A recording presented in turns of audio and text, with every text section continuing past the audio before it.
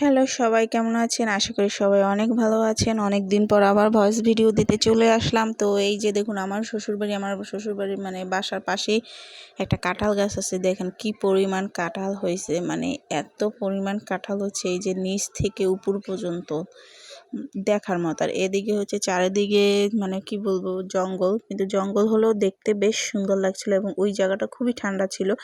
সেদিন একটা ভিডিও ছেড়েছিলাম, আপনারা অবশ্যই দেখতে পেয়েছিলেন। আর এখানে আছে 2 রকমের জবা ফুল গাছ, একটা হচ্ছে লাল জবা আর একটা হচ্ছে ঘিয়ে জবা। এই ফুলগুলো খুব সুন্দর। একটা নারকেল গাছ আছে, মানে গ্রামে যা যা থাকে গাছপালা সব কিছুই আছে।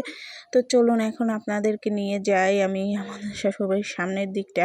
তো সামনের দিকটা কি আছে, এই দিক তো দেখেইছেন যে তুলসী গাছ আছে। আর এখানে যে এই যে পলিথি দিয়ে রেখে দিয়েছি দেখছেন, আমরা আমাদের মালকেও ঘর বানিয়ে রেখে দিই। যে দেখুন কত সুন্দর ঘর করে রেখে দিয়েছি, এই যে সব মালকে যাতে বৃষ্টি হলে যাতে ভিজে না যায়। আর এদিকে কিন্তু আকাশে প্রচুর পরিমাণে মেঘ দেখা যাচ্ছে। তো সেই ভয়তেই মানে শাশুড়ি তাড়াতাড়ি এটাকে দিয়ে দিল। আর এখানে আমার বড় ছেলে সে আমার সাথে সাথে ঘুরছে আর বলছে, মা এটা ভিডিও করো, মা ওটা ভিডিও করো।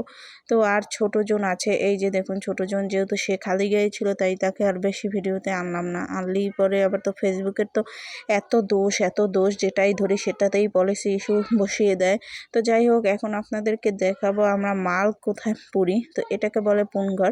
এখানেই আমরা এই মালগুলোকে পুরি। আর এই যে মালগুলোকে দেখছেন সুন্দরভাবে সাজিয়ে রেখেছে, এগুলোকে সুন্দরভাবে সাজিয়ে তারপর আপনার কাদা মাটি দিয়ে লিপে তারপর দেবে। আর এইখান দিয়ে মানে দাঁড় ঢুকিয়ে মোটা মোটা যে রেন্ডি গাছের দাঁড় বলেন সেগুলোকে ঢুকিয়ে কাঠগুলোকে ঢুকিয়ে তারপর এই যে জাল দেওয়া হয়, মানে জাল বলতে আগুন ধরিয়ে দেওয়া হয় এবং সারা রাত ধরে এই আগুনেই আমাদের ওই মালগুলো পড়তে থাকে। তো দেখছেন কত সুন্দর। এটা আপনি যদি সামনাসামনি দেখেন অনেক ভালো লাগবে। জানি না ভিডিওতে আপনাদেরকে কতটা দেখাতে পারছি। তো আর এই হচ্ছে কয়েলদানি, যেখানে কয়েল মানে মশার কয়েল রেখে ঢাকনা দিয়ে ঢেকে রাখা হয়, সেই যে কয়েলদানের এখানে এই যে কাঠগুলো দেখছেন এগুলো দিয়েই কিন্তু এই খলাঘরের কাজগুলো কমপ্লিট করা হয়।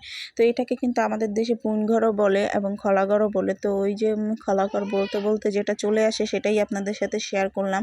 তো আর এই যে কয়েলদানির ডিজাইনগুলো দেখছেন এগুলো কিন্তু পুরোটাই হাতে তৈরি করা। এখানে কিন্তু কোনো মেশিন কোনো কিছু ইউজ করা নাই, একদম পুরো সুন্দর হাতেই তৈরি করা। তো চলুন এটার উপর সাইডটা আপনাদেরকে দেখাই যে উপর সাইডটা কত সুন্দরভাবে এই যে দেখুন উপর সাইডে এই যে ঝাপানো হয়ে গেছে। এইটা কিন্তু এখন পর্যন্ত ঠিকভাবে সাজানো হয়নি, এটাকে আরও সুন্দরভাবে সাজানো হবে। এমনিতে এগুলো শুকানো হয়ে গেছে, মাজা হয়ে গেছে, যার জন্য এপাশে এনে রাখা হয়েছে। আর নিচ থেকে যে আগুনটা দেওয়া হয় সেটা এই যে উপরে যে উঁচা ঢিবির মতো দেখছেন ওই পাশে যে গদের মতো আছে ওখান দিয়েই আগুন বের হয়ে এই মালগুলো ঠিক এইভাবে পোড়া হবে। এই যে পোড়া দেখছেন উপরে কিছু কিছু ওইভাবে পোড়া হবে। তো এইটাকে আমরা খলাঘর বলি। তো এখানে সব ধরনের মাল আমরা পুড়ে তারপর বাজারত্ব করি। তো কার কার এটা ভালো লাগলো অবশ্যই কিন্তু কমেন্ট করবেন। আর এই জিনিসগুলো দেখতে কার কার ভালো লেগেছে অবশ্যই কিন্তু জানাবেন।